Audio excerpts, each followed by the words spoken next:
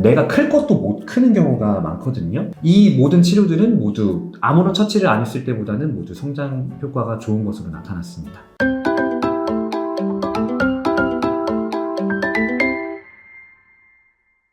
오늘은 저희가 소아 성장에 관해서 얘기를 한번 나눠보도록 하겠습니다. 키는 유전이다, 이런 질문이 있는데 원장님, 키는 유전이다 어떻게 생각하시나요? 거의 맞는 말 같습니다. 그래요? 얼마나 맞는 말이죠? 일반적으로 한 70에서 80% 정도는 유전이라고 보고요. 나머지 뭐 환경이라든지 뭐 후천적인 요인들이 한 20에서 30% 그렇게 보고 있습니다. 성장을 뭐 균일하게 하는 게 아니고 만 0세에서 2세까지 한번 훅 크고 이제 사춘기 때 한번 훅 크잖아요. 근데 초반에 0세에서 2세까지 훅 크는 시기를 이제 제1 성장 급등기라고 하는데, 이때 성장하는 양상이 우리가 가지고 태어난 유전적으로 세팅된 값으로 간다고 보통 얘기를 하거든요. 그래서 아이가 이제 2살에서 3살 정도 됐을 때 영유아 검진을 해서 찍히는 그 퍼센타일이 한 대부분 한 절반 이상 은 그 곡선을 따라간다고 보시면 됩니다. 운명의 데스티니죠. 만 3세 때 찍히는 그 점.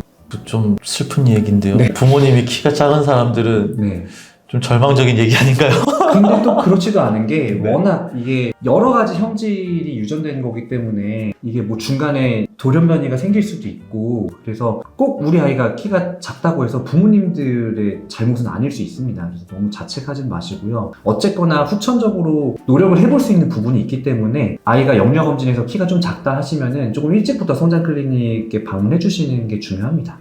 그 20에서 30% 정도 후천적으로 극복을 할 수 있는 부분들이 여전히 남아있기 때문에 선천적으로 키가 작은 유전자를 갖고 있다고 해도 너무 절망은 하지 마라, 그런 얘기군요. 네. 더더욱이 성장 클리닉이 중요하다는 의미일 수 있겠습니다. 좋아요, 구독, 댓글, 알람 설정. 그 성장 클리닉에서 하는 치료들이 여러 가지가 있는데 저희 병원에서도 사실 여러 가지 치료를 하고 있잖아요. 그 중에서도 이제 한약에 대해서 우리 부모님들께서 많이들 궁금해 하시는데, 한약을 먹으면 키 성장에 도움이 되나요? 이런 질문이 있습니다. 원장님, 이런 질문은 뭐 사실 굉장히 많이 받아보셨죠? 네. 어떻게 생각하시나요? 네, 도움이 됩니다. 실제로 성장에 도움을 준다는 약재들도 있고요. 육종용, 구척, 속단, 오가피 이런 약재들을 배합해서 만든 처방 같은 경우에는 성장을 도움을 준다, 이런 결과들이 있습니다. 아까 말씀드렸지만 어릴 때 찍힌 그 퍼센테일대로 대체로 따라가긴 하는데, 좀 아이가 밥을 잘 안 먹는다든지 잔병 치레가 많다든지 뭐 비만이라든지 성조숙증이라든지 이런 식으로 어떤 성장을 저해할 만한 요소가 생기면은 내가 클 것도 못 크는 경우가 많거든요. 그럴 때 한약이 굉장히 도움이 많이 됩니다. 뭐 소화기 질환이라든지 뭐 호흡기 질환, 뭐 성조숙증, 비만 이런 데 모두 한약이 그런 증상 개선을 잘 시켜줄 수 있거든요.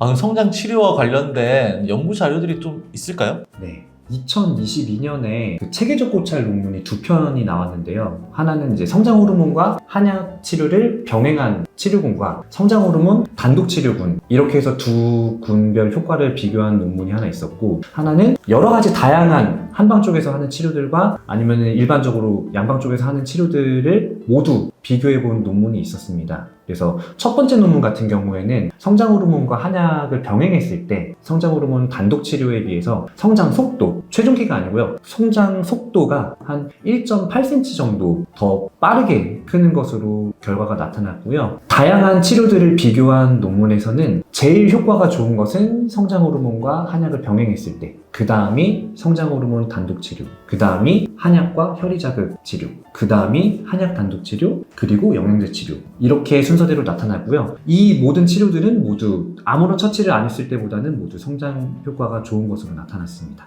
성장 호르몬 단독으로 치료하는 것보다 성장 호르몬과 한약을 병행을 했더니 훨씬 치료 효과가 좋다, 성장을 좀 더 빨리 하더라 라는 말씀인 네, 것 같습니다. 맞습니다.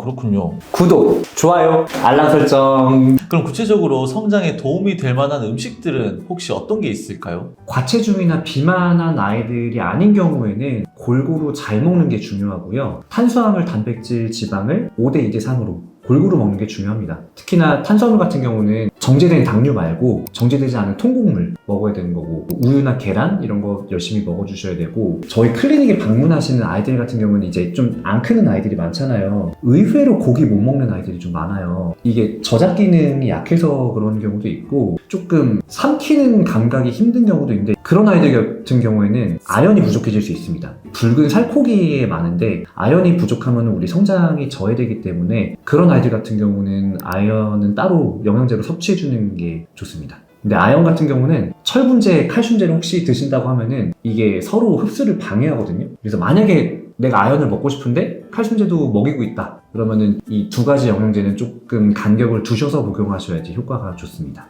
과체중이나 비만한 아이들은 일반적으로 많이 아시겠지만 콜레스테롤 적게 먹고, 인스턴트 식품 적게 먹고, 달달한 거 적게 먹고, 운동 열심히 하고, 우리 알고는 있는데 실천하지 못하는 그 잔소리들 있잖아요. 그쵸. 그거를 네. 실천하셔야지 성장에 도움이 됩니다. 네, 저희가 사실 성장에 관해서는 또 하고 싶은 얘기들이, 또 해드리고 싶은 얘기들이 많이 있는데, 저희가 또 시간 관계상 일단 이 정도로 정리를 하고요. 다음번에 저희가 또 다른 질문들을 모아서 한 번 더 촬영을 하는 걸로. 네? 다음번에 저희가 또 다양한 이야기 주제를 가지고 찾아뵙도록 하겠습니다. 시청해주셔서 감사합니다. 내가 근데 얘기가 너무 길죠? 그냥 질문만 딱 해버리면 되는 거 아닌가? 그러면 좋아요, 구독, 댓글, 알람 설정.